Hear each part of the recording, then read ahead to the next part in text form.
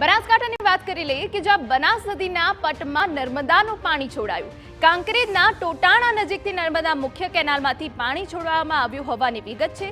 311 cusec પાણી છોડાતા નદી કાંઠાના ગામોને એલર્ટ કરાયા। કાંકરેજના ટોટાણા, ભદ્રવાડી, સુદ્રોસણ સહિતના ગામોને એલર્ટ કરાયા। બનાસ નદીના પટમાં અવરજવર ન કરવા મામલતદારે અપીલ કરી।